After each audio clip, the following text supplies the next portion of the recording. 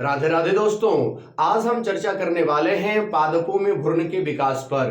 किसी पादप में युग्मनज से भ्रूण बनने की क्रिया को भ्रूणोद्भव कहते हैं। किसी पादप में युग्मनज से भ्रूण बनने की क्रिया को भ्रूणोद्भव कहते हैं। नॉर्मली सामान्यतः पादप दो प्रकार के होते हैं, एक बीजपत्री पादप, द्विबीजपत्री पादप। सवाल उठता है एक बीजपत्री पादप किसे कहते हैं? वैसा पादप जिसके बीज में एक बीजपत्र पाई जाती है उसे एक बीजपत्री पादप कहते हैं, जबकि जिस पादप में दो बीजपत्र पाए जाते हैं उसे द्विबीजपत्री पादप कहते हैं। आज हम चर्चा करेंगे द्विबीजपत्री पादप में भ्रूण के विकास पर। जब किसी भी पादप में निषेचन की क्रिया संपन्न होती है, जब किसी पादप में निषेचन की क्रिया संपन्न होती है तो नर युग्मक और मादा युग्मक के संलयन से एकल कोशिकीय द्विगुणित संरचना का निर्माण होता है, जिसे हम युग्मनज या निषेक्तांड कहते हैं। युग्मनज में समसूत्री विभाजन होता है। युग्मनज में समसूत्री विभाजन से दो कोशिकाएं बनती है, एक निभाग की तरफ की कोशिका, दूसरा बीजांड द्वार की तरफ की कोशिका। जो निभाग की तरफ की कोशिका बनती है उसे हम कहते हैं अंतस्थ कोशिका या भ्रूणीय कोशिका, जबकि बीजांड द्वार के तरफ जो कोशिका बनती है उसे आधार कोशिका कहते हैं। तो अब जो है अंतस्थ कोशिका या भ्रूणीय कोशिका और तथा आधार कोशिका। अंतस्थ कोशिका में अनुलंबीय विभाजन से दो कोशिका बना और आधार कोशिका में अनुप्रस्थ विभाजन से दो कोशिका बना, अर्थात चार कोशिकाओं की समूह बनी, और जो कैपिटल टी आकार के अक्षर का दिखने लगा, जिसे हम पराग भ्रूण कहते हैं।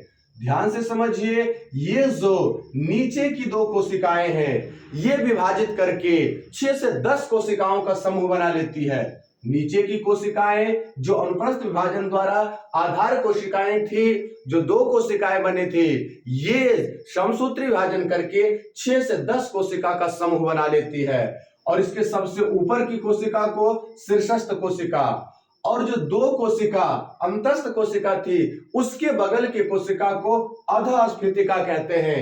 अधःस्फीतिका आगे चल करके मूलांकुर का शीर्ष भाग व मूल गोप का निर्माण करती है। अधःस्फीतिका आगे चल करके मूलांकुर का शीर्ष भाग व मूल गोप का निर्माण करती है। और ये समस्त संरचनाएं जो 6 से 10 कोशिका बनती है उसे निलंबक कहते हैं। ये जो आधार कोशिका इधर से 6 से 10 कोशिका बनी थी और ऊपर में जो अंतस्थ कोशिका है, तो अंतस्थ कोशिका में सबसे पहले अनुलंबीय विभाजन होता है, अनुलंबीय विभाजन, और पुनः सब में अनुप्रस्थ विभाजन हो जाता है। तो पहले अनुलंबीय विभाजन से 4 कोशिका बनती है, और जो 4 कोशिका का भ्रूण का अवस्था होता है उसे चतुर्थांश भ्रूण कहते हैं। अब इससे 8 कोशिका बना, इससे 8 कोशिका, ऊपर की 4 कोशिका और नीचे की 4 कोशिका, ऊपर के 4 कोशिका, नीचे की 4 कोशिका, ऊपर के 4 कोशिका को अध्याधर कोशिका, ऊपर के 4 कोशिका को अध्याधर कोशिका, और नीचे के 4 कोशिका को अधराधर कोशिका कहते हैं।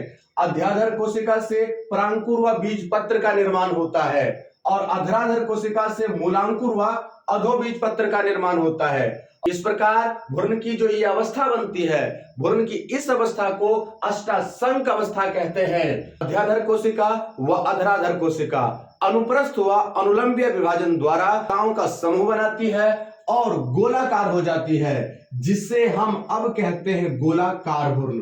गोलाकार भ्रूण के सबसे बाहर में जो कोशिका होती है, जो अस्तर होता है, उसे बोलते त्वचा जनस्तर। त्वचा जनस्तर से दो चीजों का निर्माण होता है, केंद्रीय रंभजन, मध्य वल्कुटजन।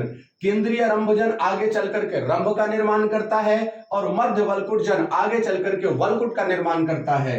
अब ये धीरे धीरे इसमें अंदर की तरफ ये जो गोलाकार भ्रूण है अंदर की तरफ धंसने लगती है, और ये शेप में, आकार में हृदय के आकार का हो जाता है। इसीलिए अब इस भ्रूण को हम कहते हैं हृदयाकार भ्रूण। इसीलिए इस भ्रूण को अब हम कहते हैं हृदयाकार भ्रूण। हृदयाकार भ्रूण में और बड़ा खांच बन जाता है, तब भ्रूण के इस अवस्था को कहते हैं हम टॉर्पिडो भ्रूण।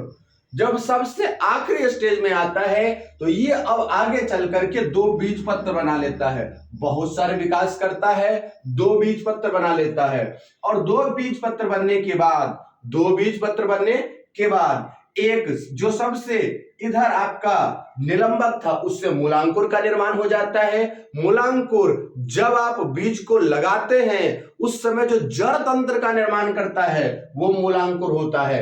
उसके जस्ट थोड़ा सा ऊपर की संरचना को अधोबीज पत्र कहते हैं, जहां पर दोनों बीज पत्र से पहले और अधोबीज पत्र को जोड़ने वाले जगह को बीज पत्रोपरिक कहते हैं। और यह परांकुर, यह है परांकुर जहां से जब बीज को लगाते हैं प्ररोह तंत्र अर्थात जमीन के ऊपर वाले भाग का निर्माण होता है, उसे हम परांकुर कहते हैं। और इसमें दो बीज पत्र होते हैं। इसमें कितने बीज पत्र? दो बीज पत्र होते हैं। चलिए एक बार और ये संपूर्ण बात को रिकवरी करवा दे। द्विबीजपत्री पादप में निषेचन की प्रक्रिया संपन्न होती है। इससे एकल कोशिकीय द्विगुणित संरचना का निर्माण होता है, जिसे युग्मनज या निषेक्तांड कहते हैं। युग्मनज या निषेक्तांड समसूत्री विभाजन द्वारा दो कोशिका बनाती है, निभाग की तरफ की छोटी कोशिका और बीजांड द्वार के तरफ की बड़ी कोशिका। निभाग के तरफ की छोटी कोशिका को अंतस्थ कोशिका या भ्रूणीय कोशिका और बीजांड द्वार के तरफ की बड़ी कोशिका को आधार कोशिका कहते हैं। आधार कोशिका कहते हैं।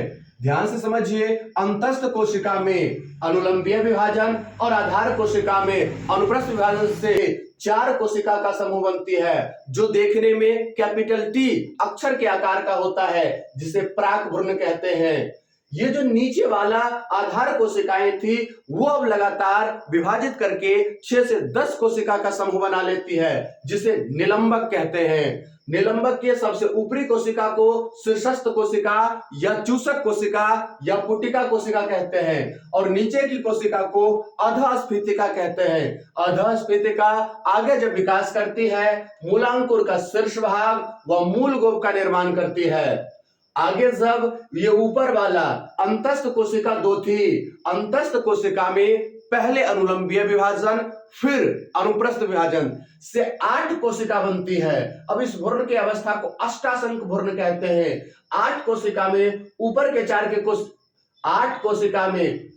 4 कोशिका को अध्याधर कोशिका और नीचे के 4 कोशिका को अधराधर कोशिका कहते हैं। अध्याधर कोशिका से परांकुर व बीज पत्र का निर्माण होता है, जबकि नीचे के 4 कोशिका जो अधराधर कोशिका है इससे मूलांकुर व अधोबीज पत्र का निर्माण होता है और भ्रूण के इस अवस्था को अष्टाशंक भ्रूण कहते हैं। अधराधर कोशिका व अध्याधर कोशिका में अनुप्रस्थ व अनुदैर्घ्य